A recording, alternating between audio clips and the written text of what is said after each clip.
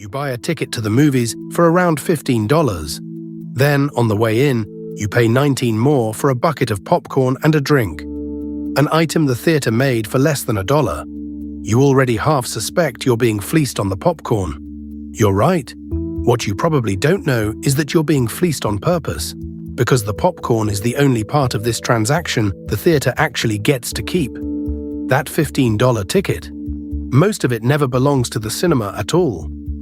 It's claimed before you even sit down by a company that isn't in the building. So here's the strange truth about the place you're sitting in. A movie theater is not really a business that sells movies. It's a snack bar that screens films to get you in the door. And the film, the thing on the giant glowing screen you came for, is the loss leader, the bait. And right now, that century-old trick is being squeezed harder than ever. To see why, start with the one number that runs the whole industry: the split. When you buy a ticket, the cinema doesn't keep it. It hands most of it straight to the movie studio that made the film. And the split is brutally one-sided. On a big opening weekend, the studio takes between 60 and 70% of every ticket, and on the very biggest films, in the first week or two, it can run as high as 90. For the Star Wars reboots, Disney demanded 65% of every ticket, and ordered theaters to show the film in their largest room exclusively for 4 straight weeks, whether anyone was still buying by week 3 or not. When Christopher Nolan made Oppenheimer, Universal took 60% of every seat. The split does soften over time. The longer a film stays in the building, the bigger the slice the theater keeps, which is exactly why cinemas want films to run for weeks. But here's the part that matters. The theater has no leverage to change any of it. It can't make the movie. It can't replace it. There's no substitute for the new Avengers. If you don't have it, the crowd simply drives to the cinema that does. So the theater is stuck being what one analysis bluntly called an unwanted middleman. It owns the building, eats all the risk on the empty seats, and hands the profit on the actual product to someone else. Now, in almost every other business, getting bigger fixes your problems, sell more, and the cost of serving the next customer drops. Theaters don't get that, because the studio takes its cut as a percentage of every single ticket. The theater's biggest cost grows in lockstep with sales. Sell 100 tickets or 1 million, the studio still takes its 60-odd% off the top. You can never outgrow it. The only relief is something called the house nut, a fixed amount the cinema keeps off ticket sales first, before the split kicks in, to cover the basics: the rent, the power, the staff. Bigger chains negotiate a bigger nut, but all that does is get them closer to breaking even. It doesn't make them money. So picture the economics of the screening room. The building costs 8 figures to put up. The staff are paid to stand idle most of the day, then handle a 15-minute crush before each showtime. Every empty seat, once the film rolls, is revenue that can never be recovered, the most perishable inventory there is. And the one product that fills those seats is rented from someone who keeps most of the money. As a business, the screen barely washes its own face, which forces an obvious question. If the movie doesn't make the money, what does? It's the cup in your hand. The concession stand is the only corner of the operation the theater completely controls. No studio, no split, no middleman. Every dollar of popcorn money stays in the building.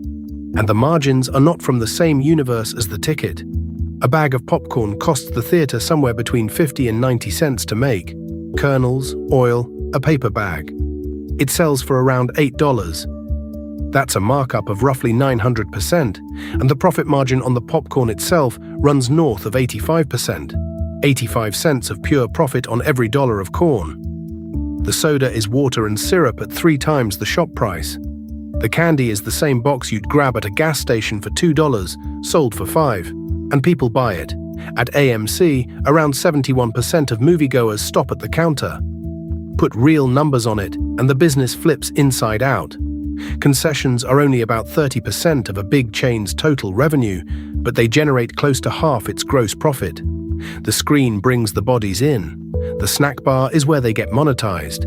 This is why you're not allowed to bring your own snacks. Why the bag check at the door is half security theater and half loss prevention. They're not protecting the film, they're protecting the popcorn.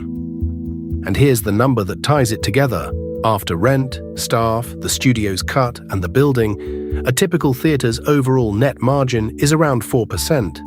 The popcorn earns 85%, and the rest of the business very nearly eats all of it. Step back and the shape of the thing is clear. A movie theatre is a snack bar with a screen attached. The film is the loss leader, sold at almost no profit, sometimes at a loss, purely to create something far more valuable.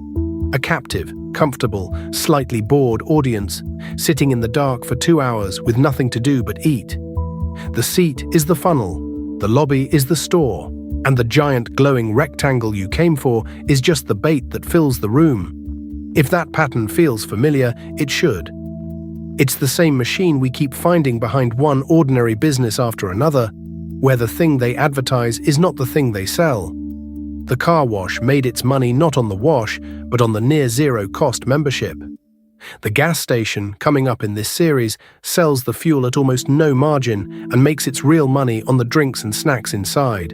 Lure them in with the obvious thing, profit on the quiet thing beside it. Once you've seen it here, you'll see it everywhere. And following these patterns, business by business, is exactly what this channel is for.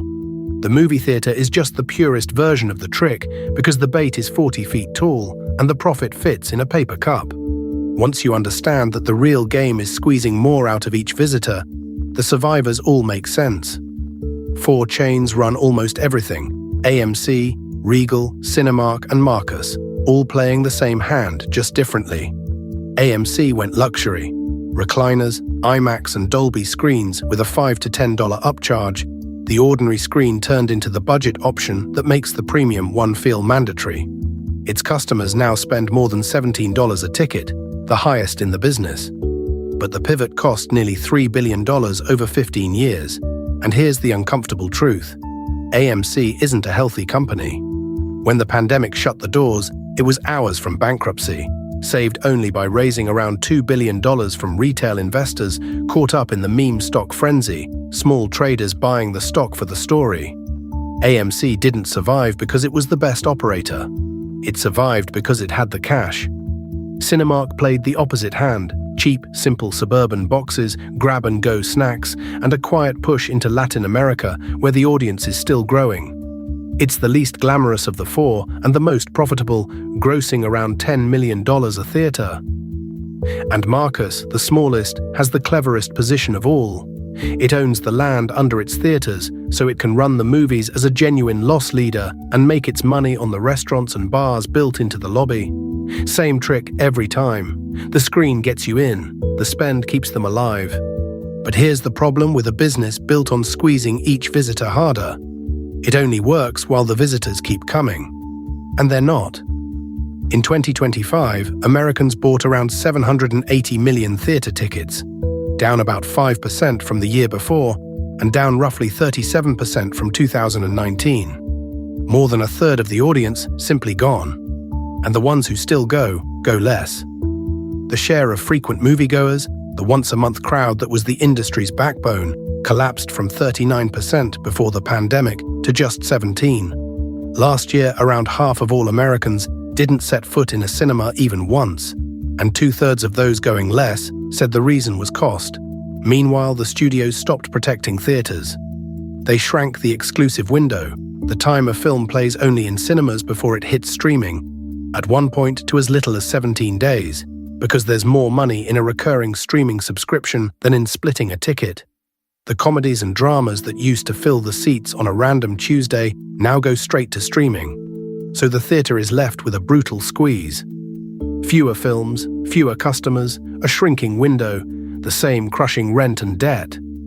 Its answer has been to lean harder on the only lever it owns, charge more for the ticket, more for the popcorn, wring more out of the dwindling few who still show up. Which works, right up until the price itself becomes the reason people stop coming.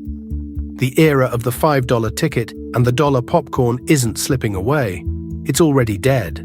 So, is a movie theatre a money machine? The honest answer is the same as always in this series, only the right one.